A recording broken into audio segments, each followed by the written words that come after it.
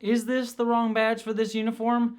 Why, yes it is. But guess what? Anarchy, baby! I can do whatever I want. I can put any badge on any uniform. You can't stop me. What are you gonna do? Reach to the screen and get me? I'm sorry. I couldn't find my lower decks when I ordered a new one. Don't yell at me.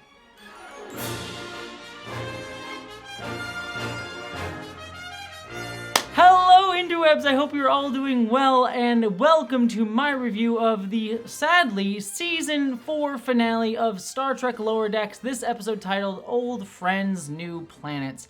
And I say sadly because it means, yet again, we are at the end of another run of excellent Lower Decks episodes. I love this show so much. Y'all know it's my favorite show, and I always get a little melancholic whenever we have a finale. But very happily, we do know we are getting a Season 5 already, so that is definitely up on the horizon.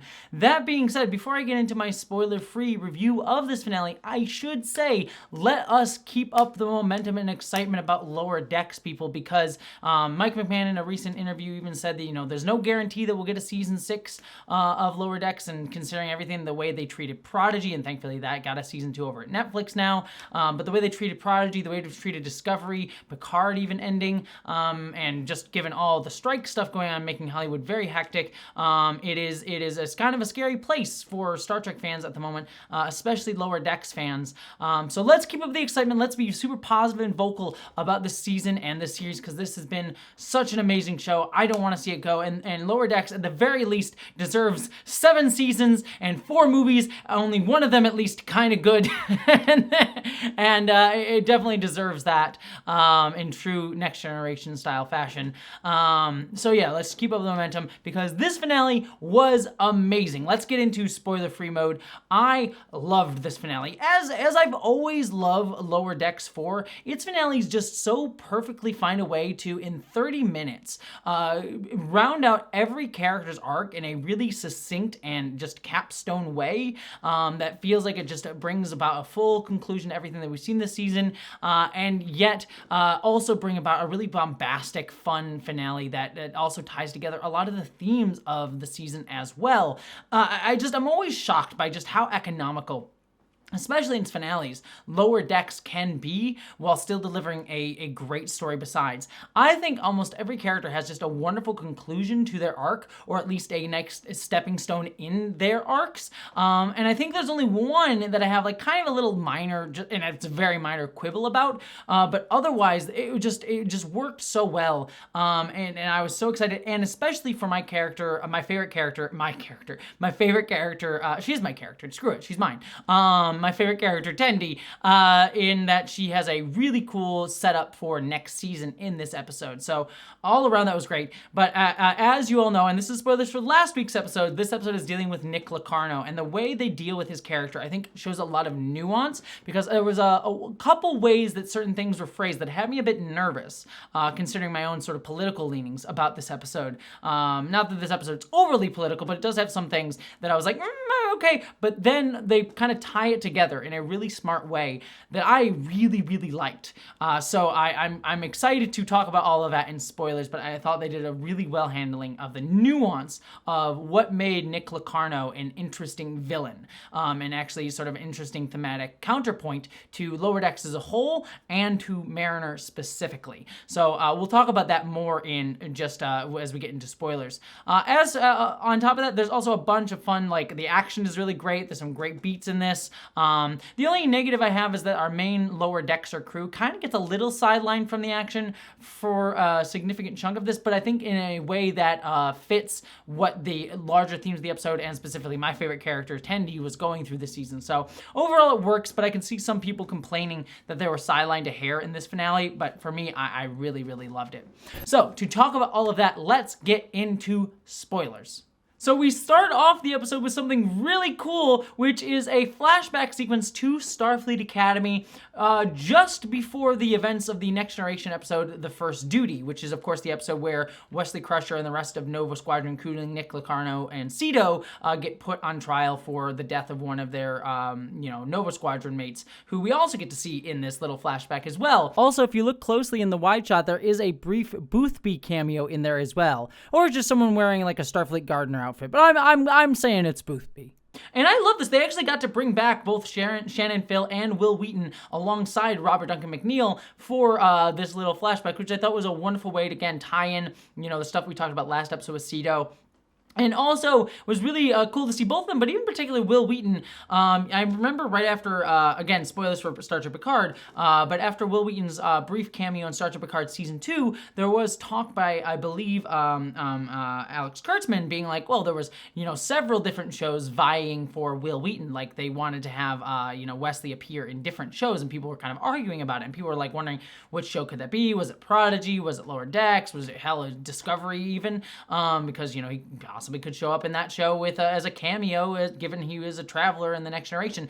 And I guess this is the show. Maybe he's wanted elsewhere as well, but he did appear here, so it was just cool to see Will Wheaton back and sort of get a little peek behind the curtain of what probably some of the discussions were around the character. So that was great. But ultimately, these cameos are in service of Mariner and getting to show where she came from. Like, she was this wide-eyed, excited explorer who kind of got beaten down a little bit by Starfleet, as we saw with the Dominion War last episode. But this brings us to Nick Locarno showing Mariner around. I love her being like, oh, look, this is, you've made it all white everywhere, kind of like making fun of the Kelvinverse style, like starship design. And also kind of like starship design generally in a lot of science fiction, where it's always white, sleek, it doesn't have the wood paneling and carpets, and that's how you know Nick Locarno is really evil. He doesn't like the wood paneling and carpets. Man does not understand good starship design.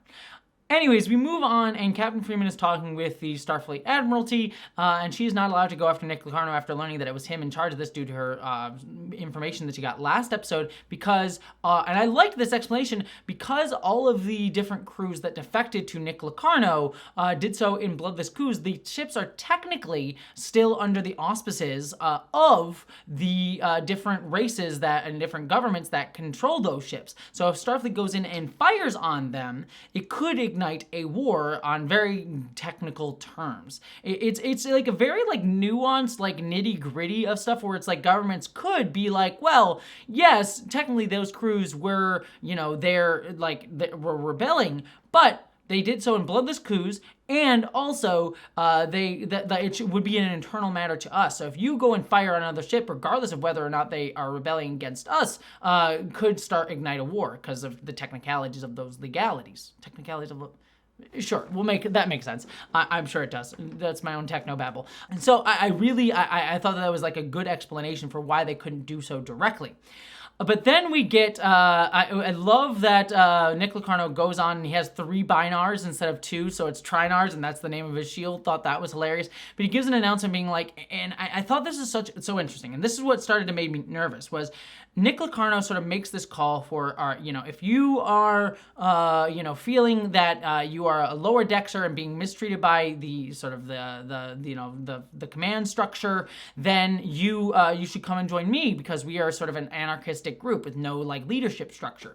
And this had me nervous because, as many of you know, if you watch some of my other stuff, my political leanings does tend to be more anarchistic. And by the way, for those of you who don't know, and totally fine if you don't, because anarchism has been very vilified, especially in the United States. Anarchism is not like pandemonium everywhere and everything goes all heck and there's no rules and no anything like that. No, what anarchism is basic level, and it gets much more complicated. There's different types of anarchism, different theories about it, but on its basis level, what anarchism is the belief that any type of hierarchy must inherently justify itself, because a lot of hierarchies are used to, just reinforce a control structure, a power structure that benefits those at the top. And so it's not against, again, there's different technicalities, but it's not against all hierarchies necessarily, but just that, believes that hierarchies should be very limited in what they can do and be in very specific situations and have to justify their own existence for why they do exist in that type of structure.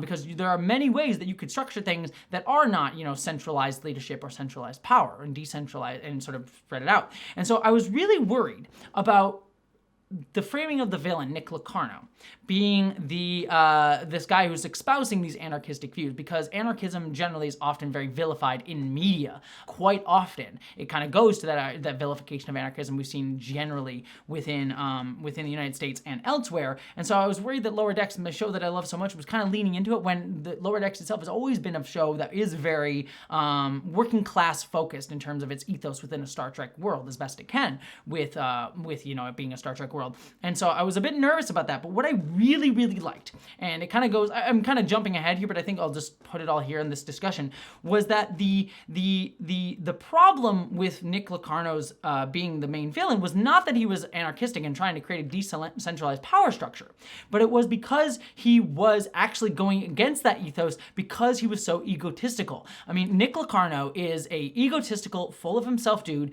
who just mythologizes the past like I was supposed to have this great, grand, this privileged life. You know, like I was owed to be able to be the top of my class. I was the best of the best. You know, I should have gotten captain. And you know, like, it's not that he's against power structures. You know, the dude would have loved to have been a captain and an admiral if he could have instantaneously. He just sees this as his only way to power nowadays. And so making this villain this like aggrieved, like feeling he's owed something due, despite the fact that he's made some really terrible decisions, as we saw in the episode, the first duty, where he got someone killed out of his own ego and desire for aggrandizing himself, makes so much sense to me. And so it's all just bullshit, this idea of like, oh, I'm creating an anarchistic thing or it's decentralized power and I'm really fighting for the lower decks. It's like, no, you're not. You just want to, you know, try to recapture that old glory because you can't let go of the fact that you fucked up and you have to take accountability for it. Like, I was so nervous about this episode of that, but the fact that, you know, that the episode takes pains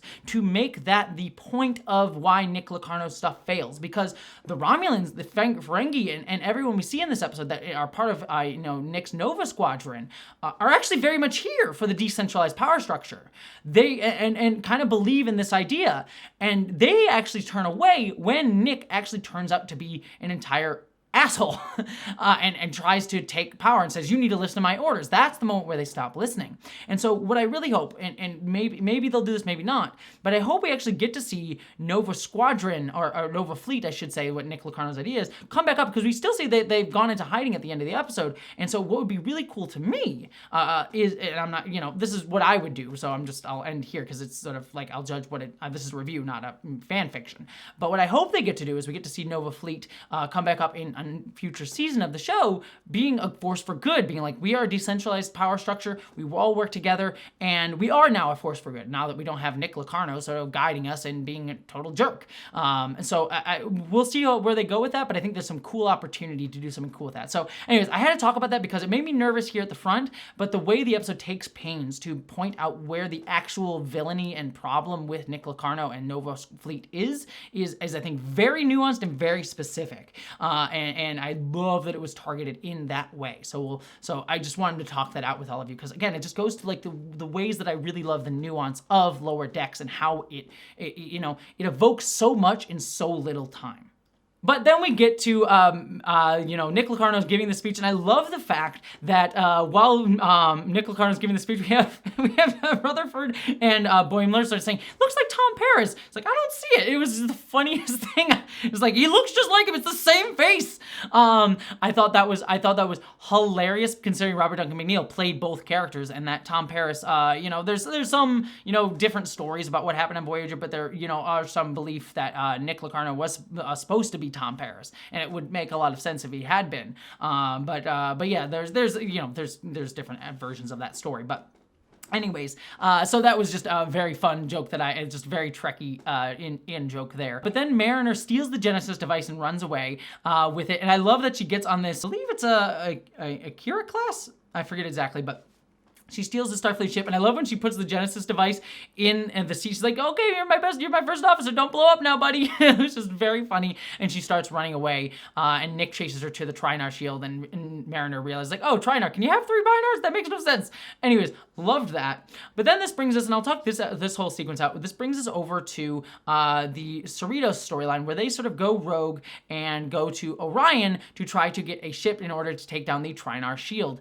And I loved all of this, with Tendi sort of utilizing her Orion background. As many of you know, my favorite episode of this season is Something Borrowed, Something Green. It's an episode that means a lot to me on so many levels with Tendi, and so the fact that we're revisiting that storyline and continuing it makes me very excited, because I love all of this stuff. And to Erica, you know, as much as we've worked through some of her stuff last episode, still kind of wanting power over Tendi, still like feeling that sense of wanting to prove herself, and like also sort of having this like role of leader, being like, I can't work the Federation right now because I'll look weak, and all of this stuff, like, it just, all of that works so well for me, and I love it. And I love Tendi saying, she wants to do barter by combat. Of course the Orions would do barter by combat. Again, I love the subtle world building with the Orions that they've done this season and throughout the lower decks. Barter by combat, such an Orion type of thing. So it almost makes no sense, but I love it. I love it to death instead of trial by combat. Just a fun playing with those tropes in a really clever way that builds up world building. Lower decks, you are the best. But then we get to, Tendi choosing Miglimo to go up against Baeth, and also the name Baeth. Perfection. Was also very funny, and because it shows that Tendi really knows, she pays attention to the people around her, both on her own ship and also in the Orion's rudder. She knows how to best beat Baeth because she trained with her and remembers that, and was using her allergies against her. But sadly, it does not work because she falls on top of Miglimo. But I thought that was very clever.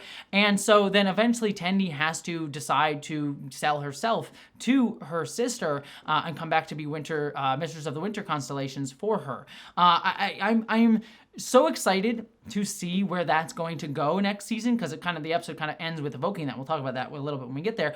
But I love this decision because I think it'll provide such great storyline potential for Tendi, being this person who has self-actualized, who has come into her own as a person beyond the expectations that she was given as a kid, and having to, come back to that society where those expectations will again be put on her even as an adult, and how she will push back against that.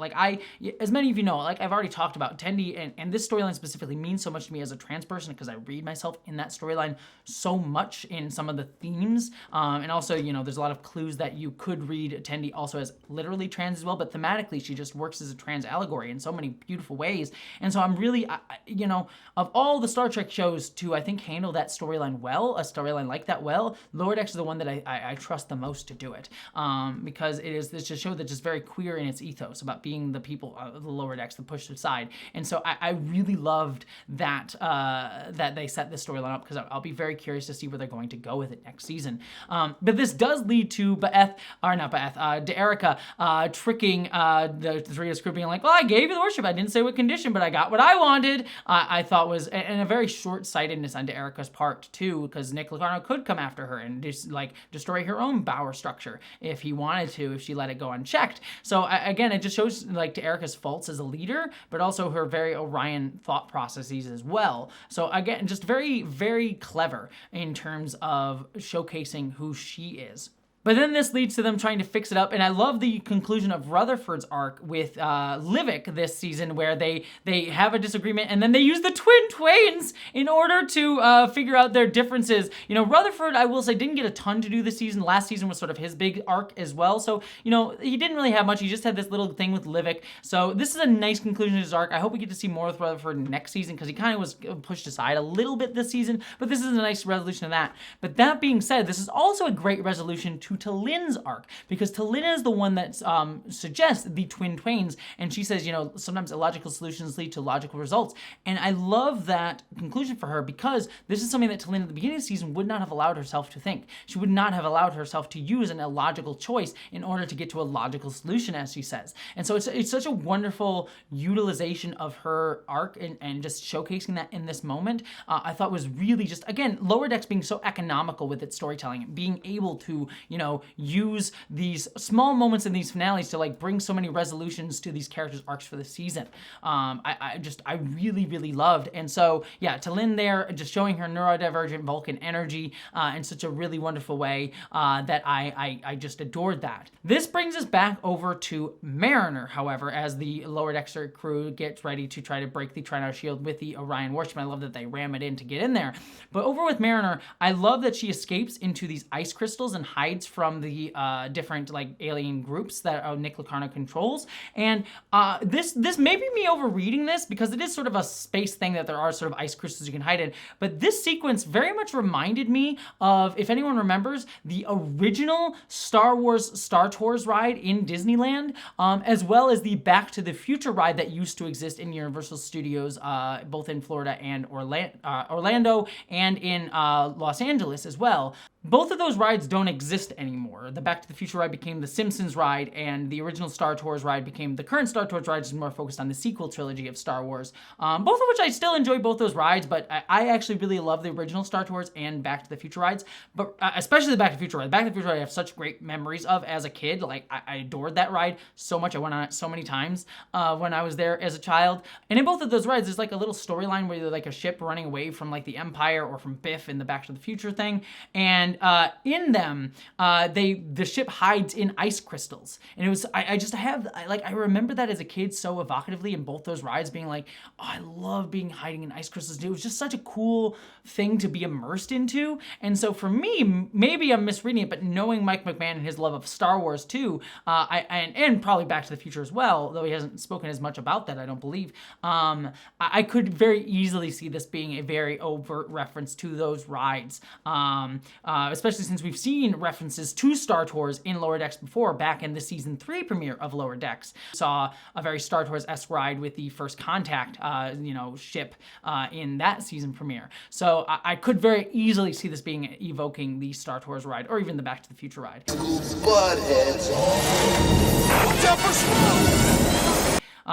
But Mariner gets away from the Ferengi and the Romulans and everything without killing anybody, because that's the Starfleet way. And then she sort of stands up to Locarno, and he again points out that he really just he showcases his cards that he doesn't really care for anarchism. He cares for his own personal aggrandizement. He wants the glory, and so that's what causes all the other ships to run away. Mariner turns on the bomb. I love that it's a Ferengi bomb, and Nick comes down and tries to fight her. And the fact that he doesn't beat her, but the fact that, Mariner gets away and then Nick tries to disarm the bomb, and he does, but then there's a Ferengi paywall on it, because of course there would be a Ferengi paywall on it, and we get to see the Genesis device exploding. But conversely, at the same time, we see the Cerritos come in, captained by acting Captain Boimler, which I did really enjoy, but I will say this is one of my critiques for the episode, in that I think Boimler getting to be acting captain for an episode is a okay end to his arc this season. I mean, Boimler's arc this season has been more about how he comes to learn to be a good, promoted officer and being able to lead others. And him being acting captain does showcase that in a way, with him finding a balance between, being able to be a leader while also not questioning his own leadership capabilities in the moment of crisis, like we saw earlier this season. So it does work for that, but in a less clear way. It's kind of a more broad end to his arc than I would have liked. I would have liked to see a more specific ending, with him having to give specific actions to specific people and know how to utilize his crew in a specific way. Here they just sort of ubiquitously acting as captain, where Boimler's big problem was he didn't delegate, and he sort of was overly concerned with all of the details of his crew, which is a good captain impulse, but it's also he needs to learn to not be focused on the all of that minutia, and learn how to trust others and delegate and things like that. And so this works for that, but I would have liked a little bit more nuance in that arc completion for him, but it works effectively enough. But the other critique that I have for this as well is that it doesn't make sense for me that Boimler would be the one that was put in charge of the Cerritos. Honestly, it probably would have made more sense if Freeman wanted to have her command crew all on the command yacht to go and rescue Mariner. Makes sense to me. I would have thought she would have left Ransom in charge of the Cerritos, especially in a moment of such crisis with Freeman, her daughter, on the line. Number one, just makes sense with that stakes, but also just makes sense generally as a Starfleet rule that you would leave Ransom in charge of the Cerritos. Not that she doesn't trust Boimler, clearly she does, but it felt like a weird and kind of an overreaching choice in order to get this Boimler conclusion arc to me. So if I had to give a knock to this episode overall, it was that Boimler's arc feels a bit rushed and also doesn't make as much logistic sense as it could have. So that's my one major knock for this finale for me. Moving on, though, we do get Mariner gets rescued, and I love that Freeman being kind of excited. We threw a warship at the Trinar shield. I thought was great. And then the Genesis device going off looked beautiful. I love the slow rings coming out like we see in the Wrath of Khan. Also, I should say the battle between Locarno and Mariner's ship in the Cloud Nebula also was very Wrath of Khan like. It was certainly evoking the finale of that movie. But then back on the ship, once everyone's saved, is Freeman getting accolades from Starfleet being like, you know, you went rogue, but you managed to open up a negotiation with the Orion. That's great, you know, sort of setting off that storyline. And then we get, you know, to Lynn turning down her old captain because she wants to stay on the Cerritos. She's learned to sort of accept being in this illogical place. Again, was great. And she wants to be science besties with Tendi, which warmed my heart as well. Mariner apologizing to everybody, saying like, hey, you know, I kind of went off the deep end a little bit, and like that being a great conclusion to her arc, I think was beautiful and perfect for this season. Like she was clearly the main focus of this season overall in terms of the character development, and so I really liked that for her. Whereas last season it felt more like a Boimler season, this feels more like a Mariner season. I like that sort of balance back and forth between the two of them as the sort of de facto leads of the series, and so loved that as well. Love them doing the lower decks cheer together, even though like, it's just the kind of the thing we do. Thought was fun. But then we get Tendi having to leave the ship to go back to Orion. And I have to say, Rutherford being kind of sad about it at the end, just being like, yeah, well, it's fine. He's missing Tendi was super sweet and melancholic. But them all trusting that Tendi will be fine and that she will be able to take care of herself and she'll find her way back to Starfleet. As we all know she will. Like, you know, I'm sure we'll get 1 or 2 episodes, maybe even a whole season with Tendi on Orion. I doubt it'll be that long, but potentially. I would be here for it, and I'm very excited for that storyline. But we all know she'll be back in her Starfleet blue before too long. So I'm excited to see where that storyline is going to go. And the season ends on incredibly badass ending sequence, I should say. Like, there was like the credit sequence of this episode went hard for some reason. I loved it.